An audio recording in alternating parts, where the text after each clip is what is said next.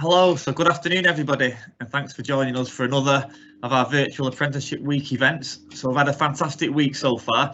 I think this is the 13th event we've done, so we're coming towards the end now, another 3 to go. If you have missed any of them so far, then we've uploaded them all onto the Apprenticeship Hub, so you can enjoy them again watching via YouTube.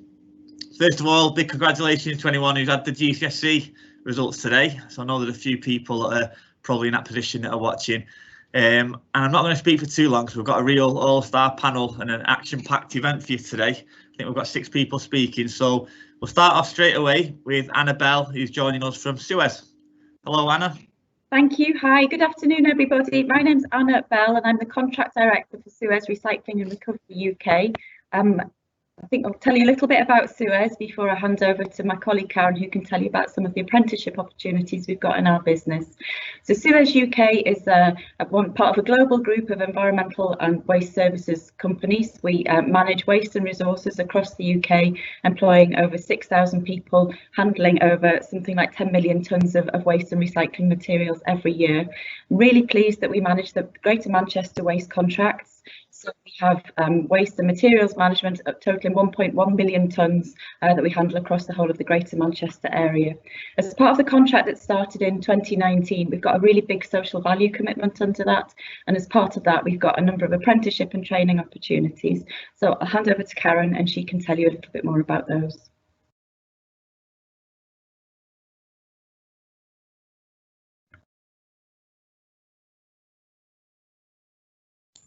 So I think you're on mute at the moment, Karen. You just on mute. You don't want to miss anything regarding apprenticeship opportunities. Thank you. Sorry about that.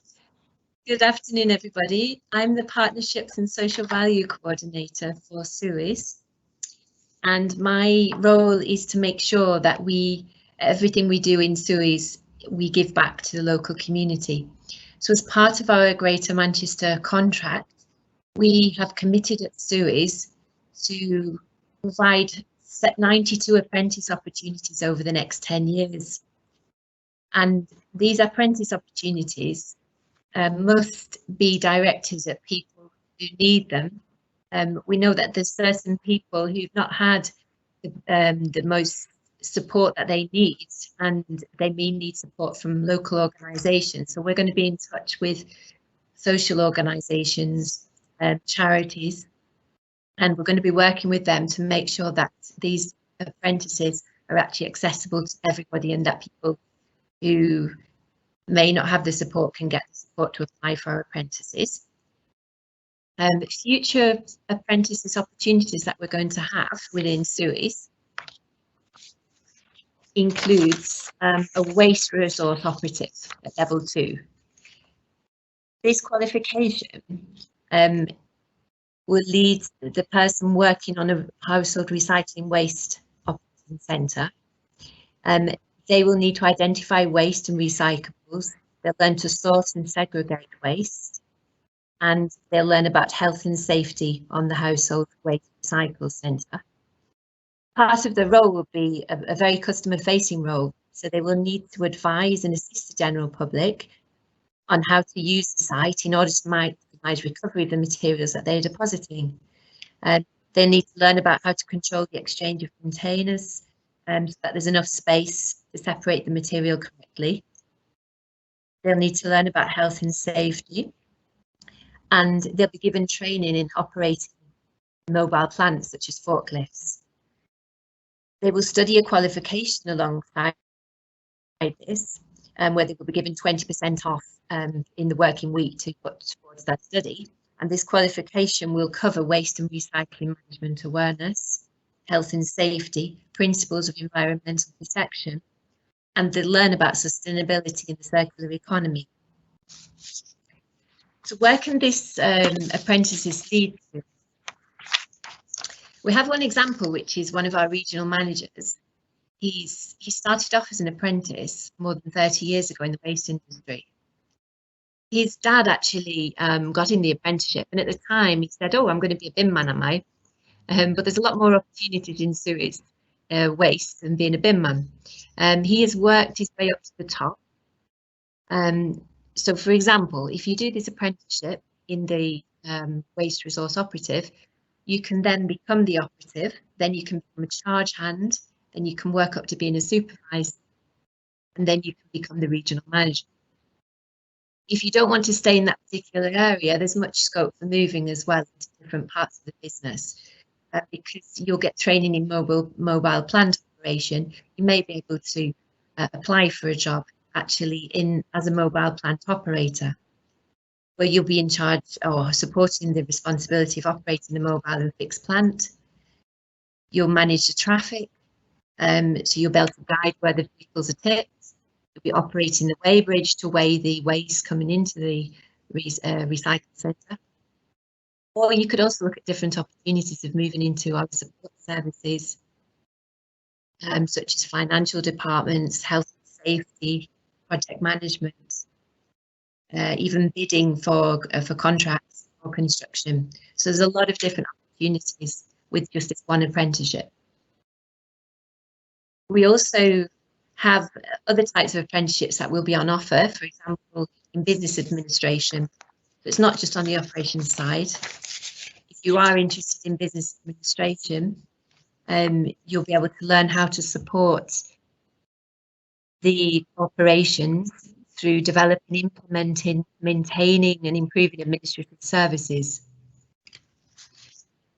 Joining Suez as an apprentice administrator can lead to many different opportunities at Suez afterwards. The career pathway for an administrator, you can move into management accounts, you can become an analyst. If you're somebody who enjoys training, you can work as a trainer, or you can actually go into doing administration for site management of operations. We may also have opportunities for heavy vehicle service maintenance technicians. This is level 3 apprenticeship. You work on all parts of the vehicle. This is managing our fleet of vehicles because as a waste recovery and recycle company, we have a lot of vehicles which need maintaining. You will learn how to maintain vehicles from small repairs through to solving complex faults. Additionally, when you finish this role, there are opportunities to move into different areas of business. You could become a driver, you could work in procurement, you could work in fleet compliance. So there's plenty of opportunities within Suez over the next few years. We also have a commitment to where an apprentice is successful, we will endeavour to try and find employment for that apprentice, whether it's within our company or whether it's with our subcontractors, because we're interested in supporting the apprentice, not just on the journey as an apprentice, but and developing a career with Suez afterwards. I'd just like to finalise that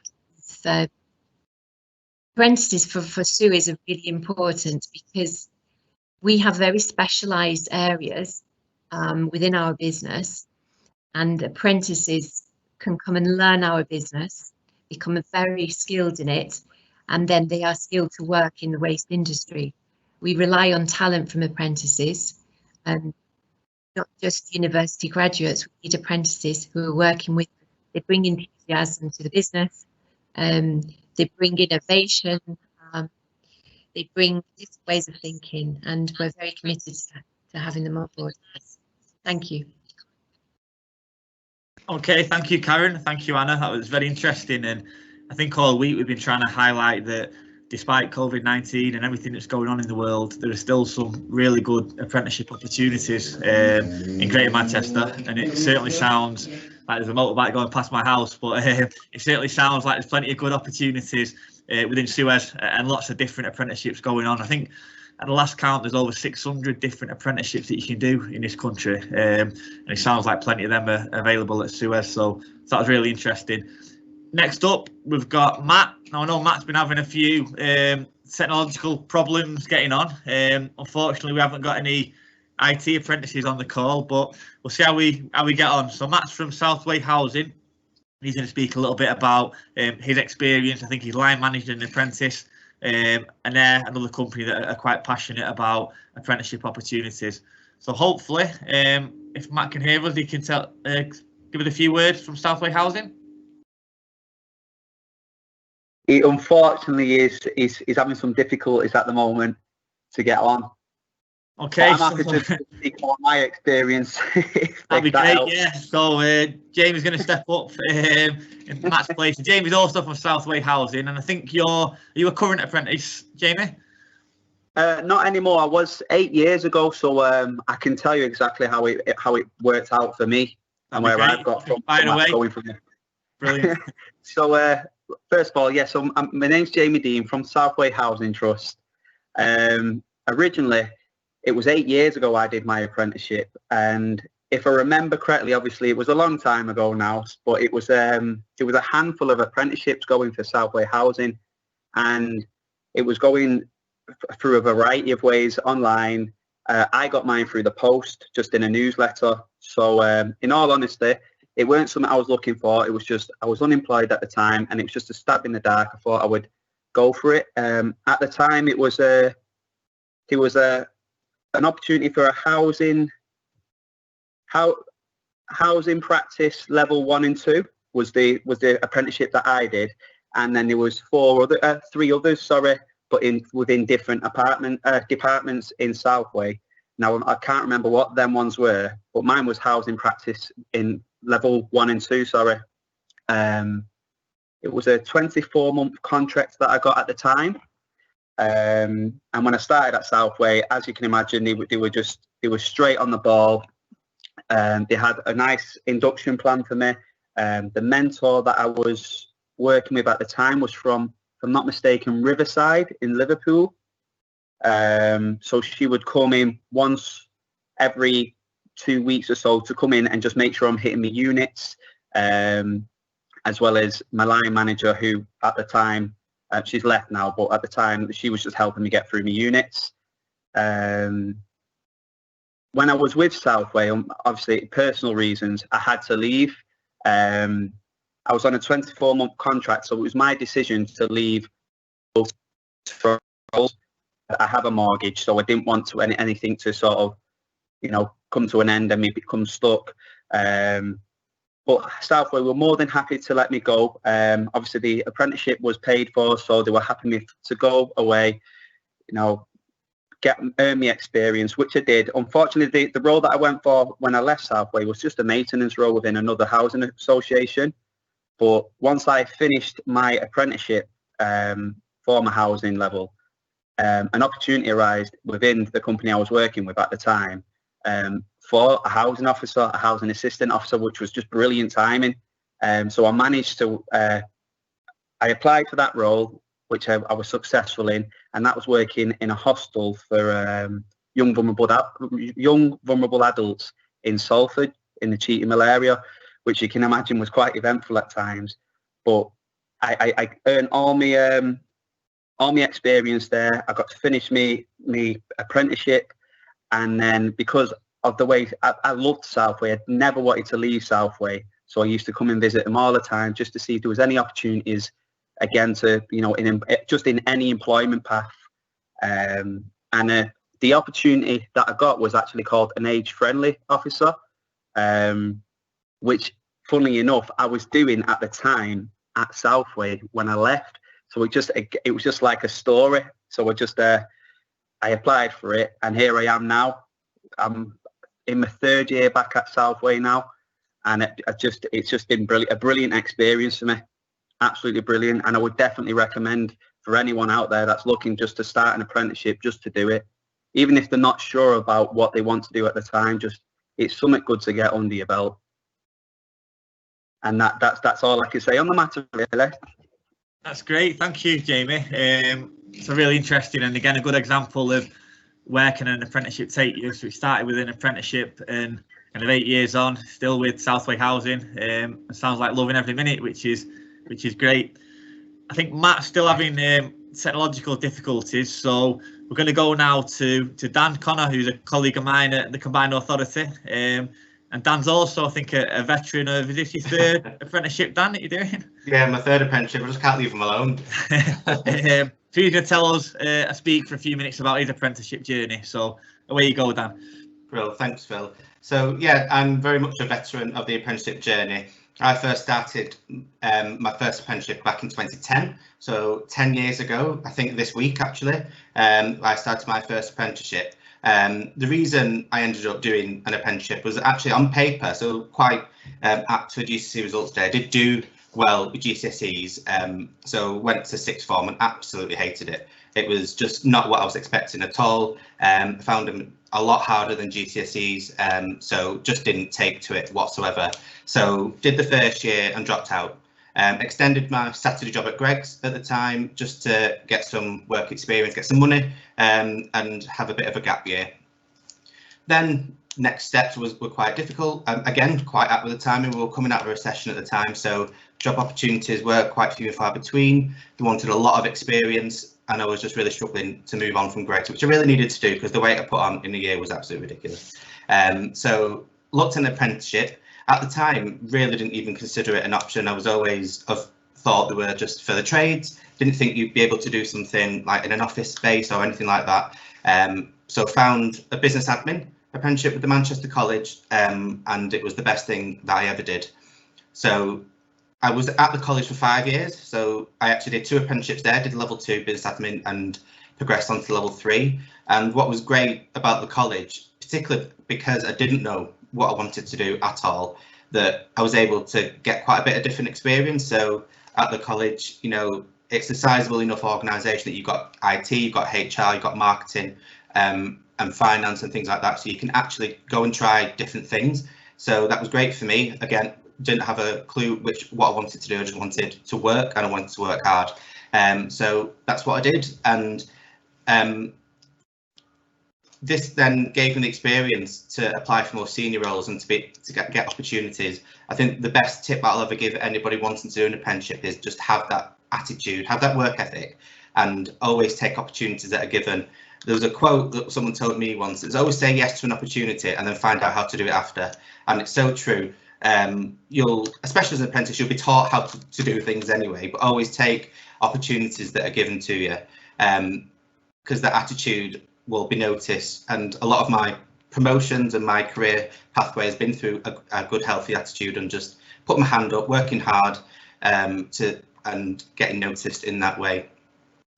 So some of the other bits that I've enjoyed about the apprenticeship is that I was able to gain good, relevant experience, both in terms of actual jobs, but also like the settings and etiquette of an office, and being able to have the time to get used to it, and again see if it's for you or not. We made a lot of friends along the way we still speak to today.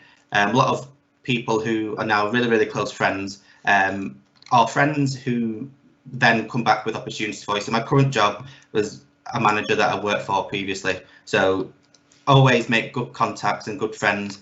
Never annoy anyone on the way up, because you'll find them on the way back down again.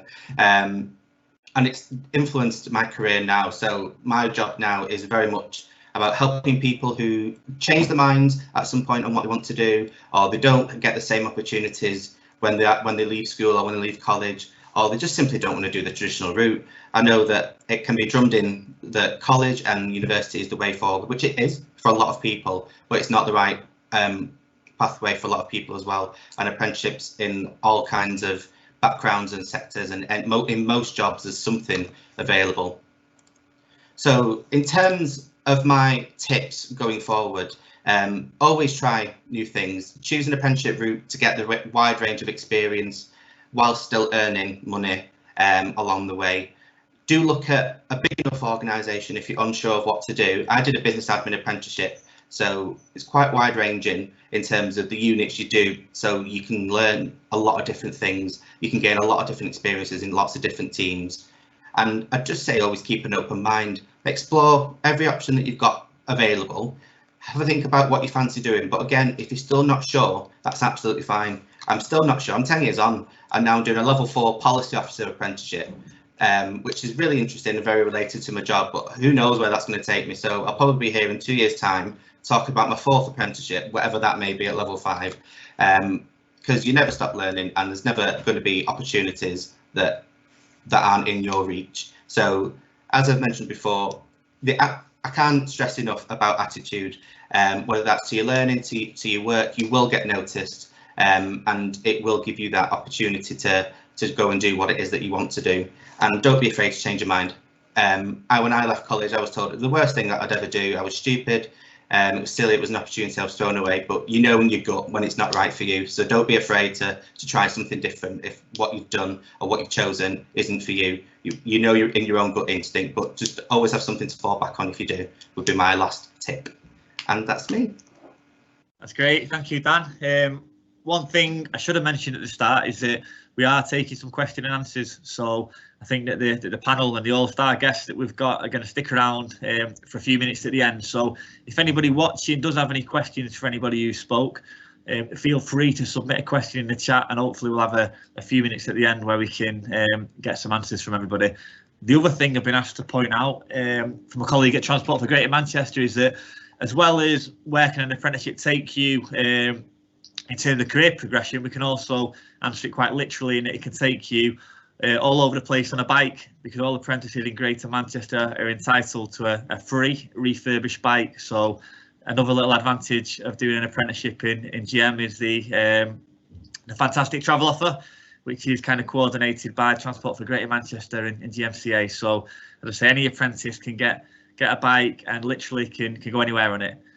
Okay, I think we've now got Lucy from Barclays, who's going to speak a little bit about her apprenticeship journey. So welcome, Lucy. You want to say a few words? Thank you. Can you hear me okay? Yeah, that's great. Loud and clear. Good.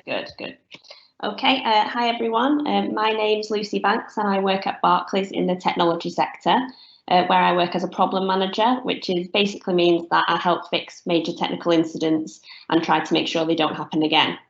So I've been at Barclays for 5 years now and started on the technology apprenticeship straight after college, which was a 2-year apprenticeship. For my education element, I was given the choice of college courses to study, or I was also given the opportunity to complete the degree apprenticeship, which was the first time this has ever been offered. The cost of the degree was also covered by my employer, which is always a huge bonus, and I'm now debt-free and able to, I'm being paid a full-time wage. So I chose the degree apprenticeship, which took 4 years to complete, and it included a day's release to attend my lectures at Manchester Metropolitan University, and all remaining work was completed at home or at work where appropriate.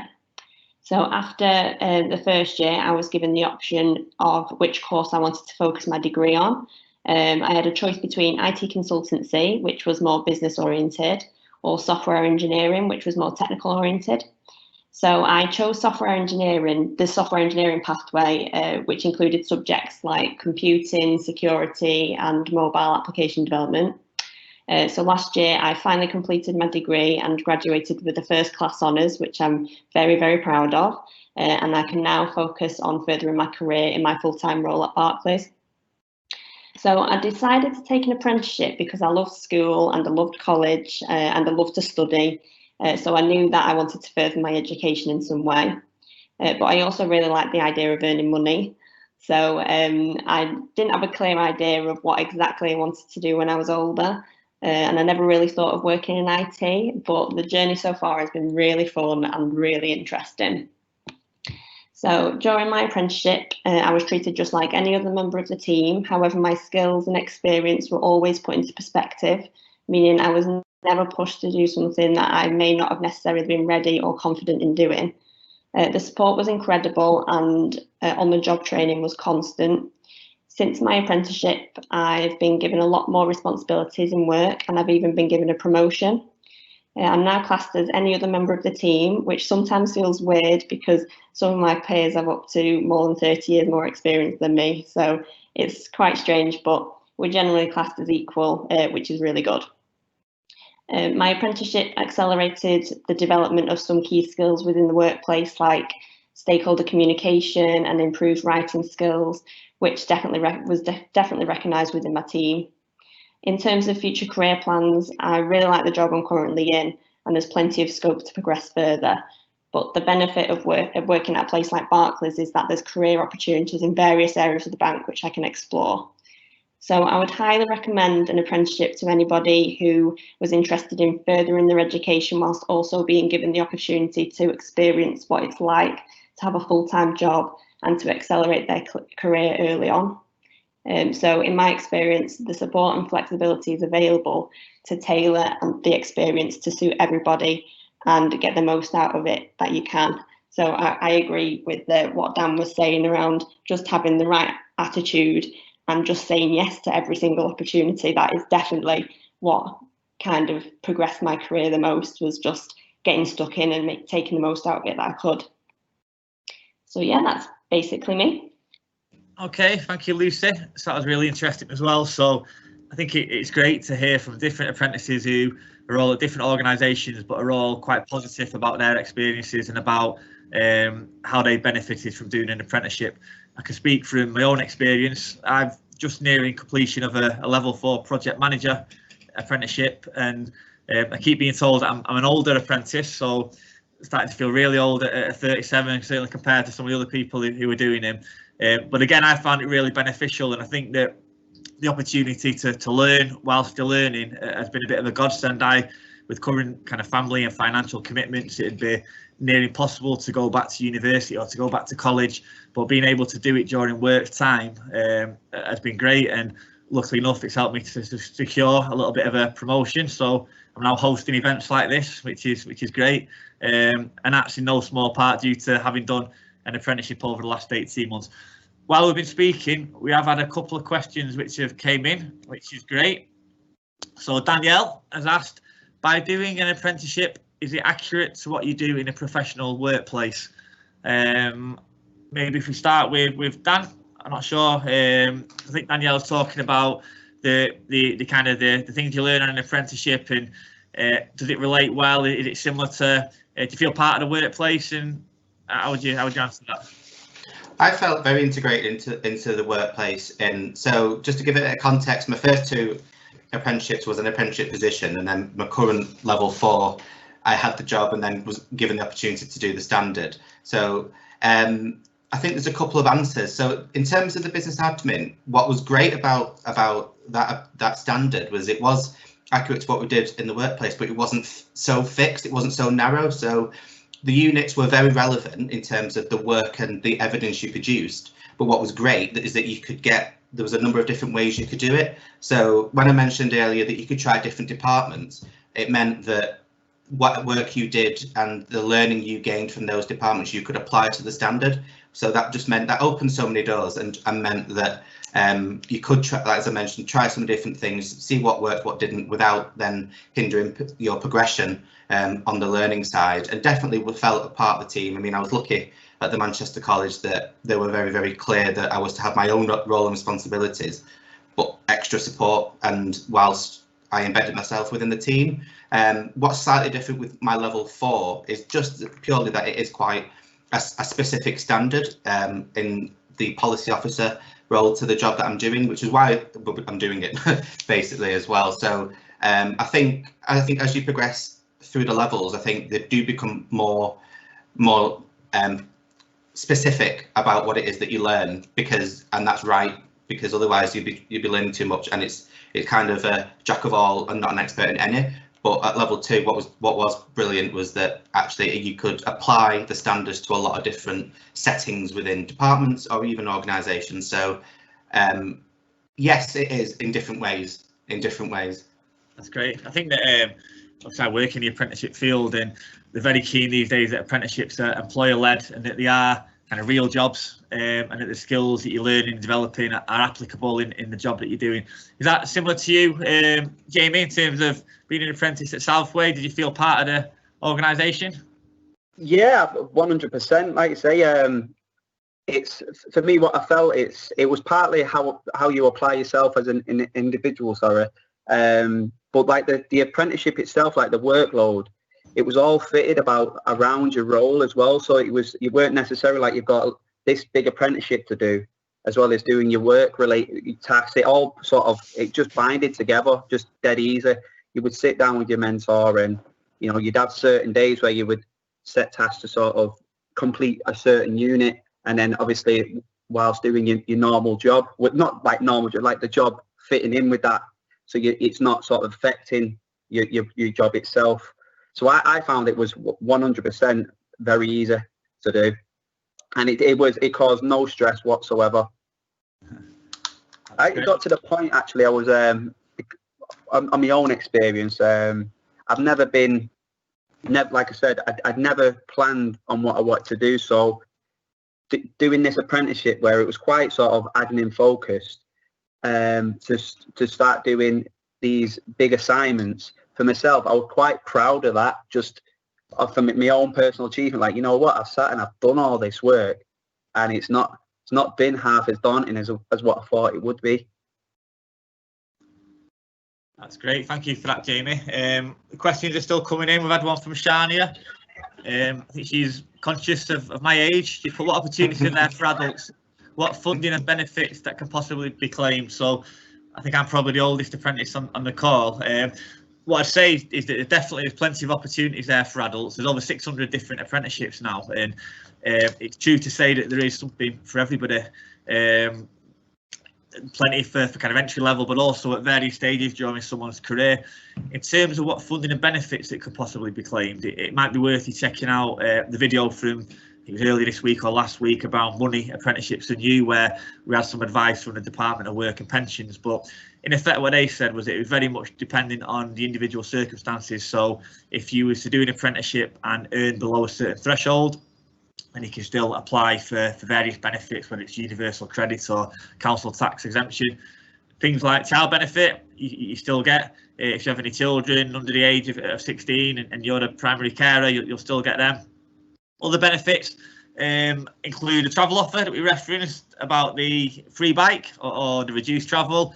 There's other things, there's an apprenticeship card, which is very similar to the NUS card, which can get you discount in certain places.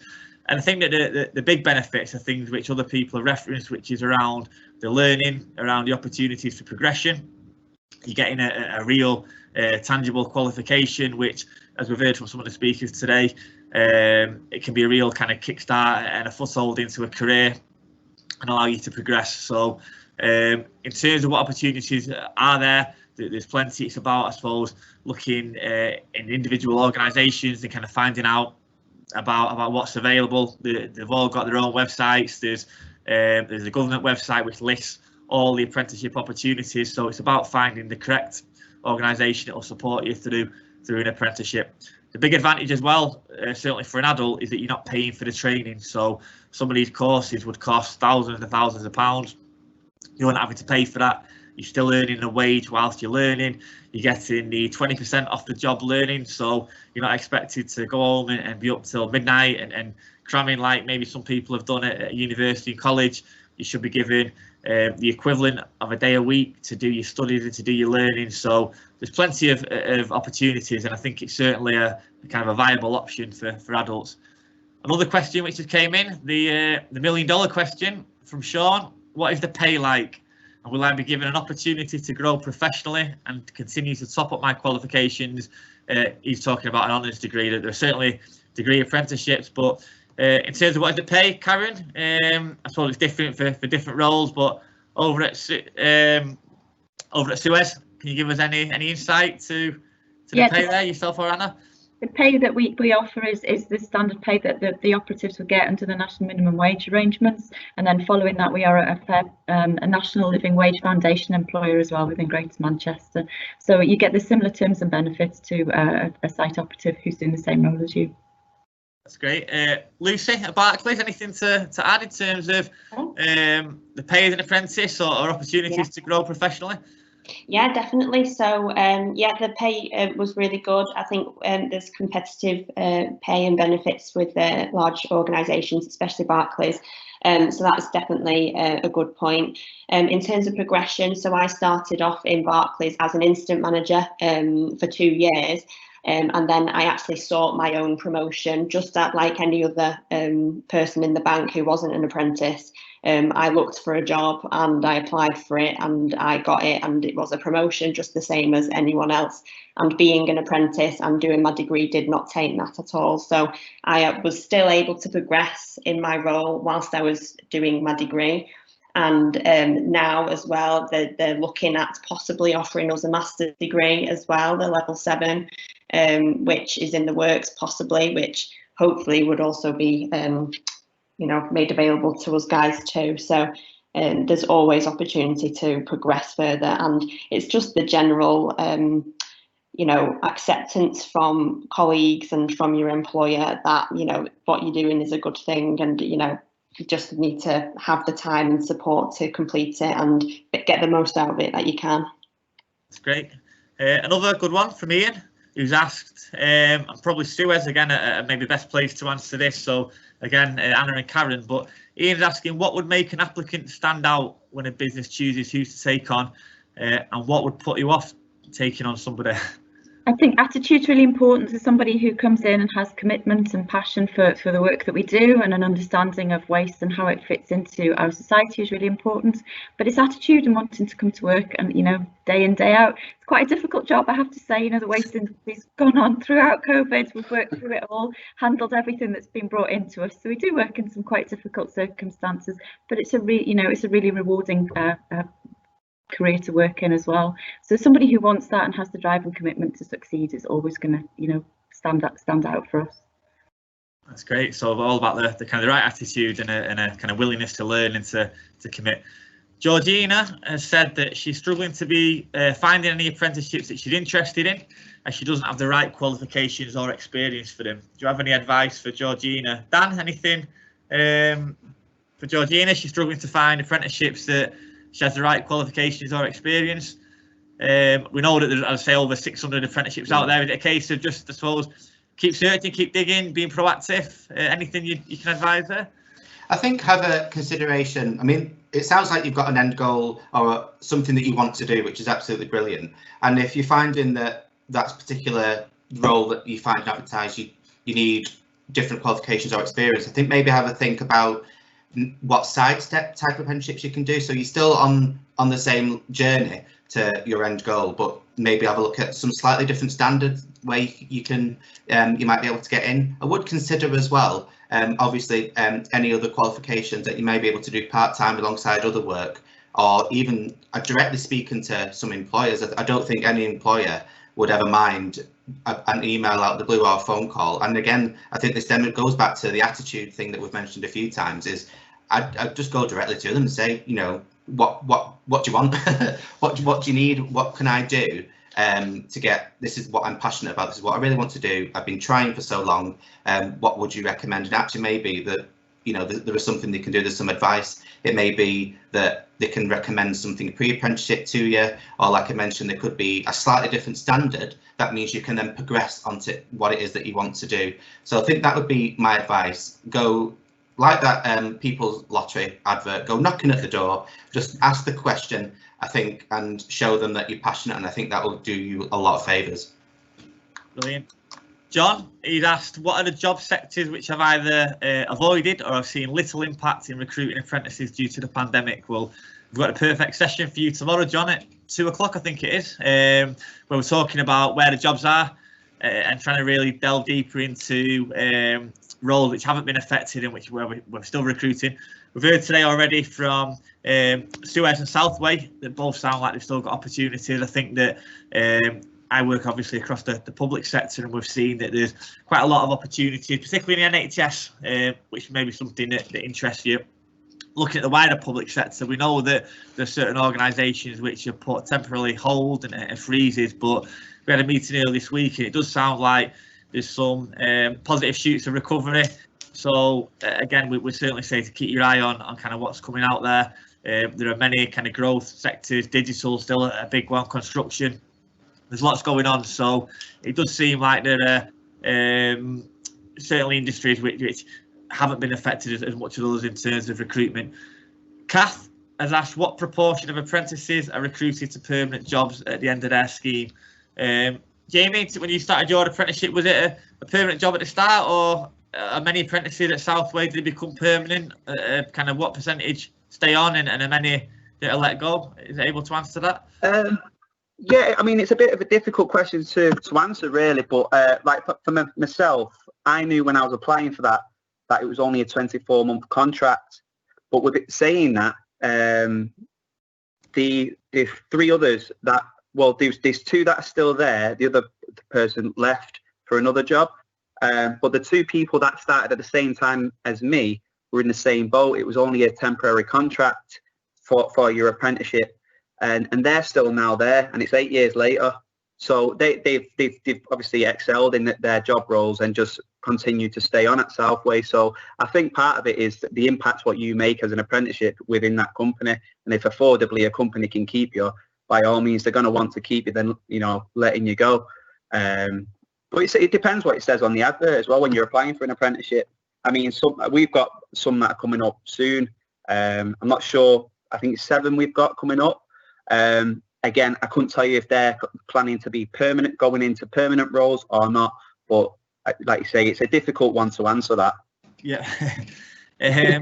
Lucy, at Barclays, from kind of your experience, do many of the apprentices get kept on, or is it a mixed bag? Are you able to give us an insight into Barclays?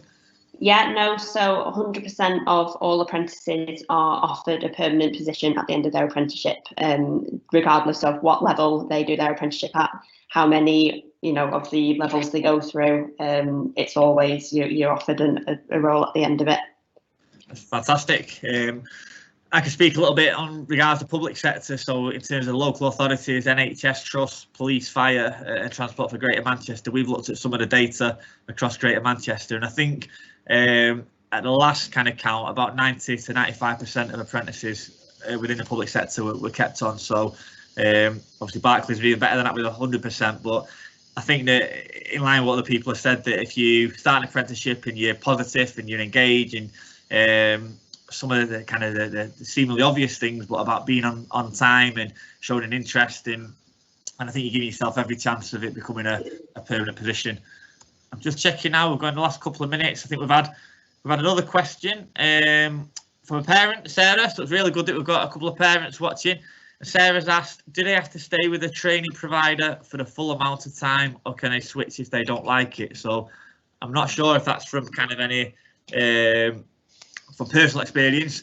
I think it's a tricky one, and it would be a case of liaising with the organisation who you're employed by. I think that there are occasions when you're able to switch training providers. I know we've had experience in the past where training providers have maybe folded or they've changed their operations, and an apprentice has been able to continue learning with a different provider. So it's definitely possible, but I suppose again it's one which may be slightly dependent on the individual circumstances, depending upon the kind of the funding agreement. So if that's something that you had a kind of specific example or kind of a particular scenario that you wanted to ask Sarah, I'm more than happy for you to kind of take my contact details, and we'll try and dig into it and kind of find out the answer to that.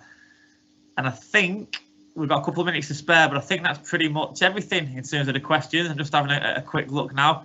We've had one last one in. Lila at MCA's emailed over. She said, where do I find out about apprenticeships? So in terms of Suez, if someone was interested in an apprenticeship with Suez, where would they find out about your opportunities? Is it on the website, I'm guessing? We've got Anna and Karen able to answer that. Yeah, we'll advertise them. I think we advertise them. We work with SkillSearch, who's our training provider, but we can advertise them throughout Greater Manchester as well. So happy to share those details. We also advertise them on our own suez.com website as well. Great. We've also got GMAX, which we use to kind of promote a lot of apprenticeship opportunities in Greater Manchester. It's worth keeping an eye on GMAX. Lucy, where did you find out about your apprenticeship? Was it just applying online with Barclays? Yeah, mine was word of mouth, which is usually the case. So I had a family member who worked at Barclays who let me know about the apprenticeship. I agreed that throughout school and college there wasn't much visibility of apprenticeships for me. But yeah, I think for a general amount, it's word of mouth, and then, like you say, I just applied through Barclays online, straight through there, and put my application form in and things like that. So yeah, it can be quite different for lots of different people. Yeah, and I think there's plenty of places to look for apprenticeship opportunities. So as I said, there's GMAX, there's a government website, and then the training providers, individual organisations. So definitely kind of keep your eyes peeled. And as I say, there's plenty of opportunities, certainly in Greater Manchester. I think that's all we've got time for. So all that's left to say is thank you to the panel for joining us. Much appreciated. We're back on tomorrow. I think we've got 2 more events, and of course this particular session, if anybody wants to relive it, re-enjoy it, it'll be published on the Apprenticeship Hub website, and it'll also be uploaded to YouTube. So again, thank you for the guests for joining us, and thank you for everyone for watching us. Okay, bye bye.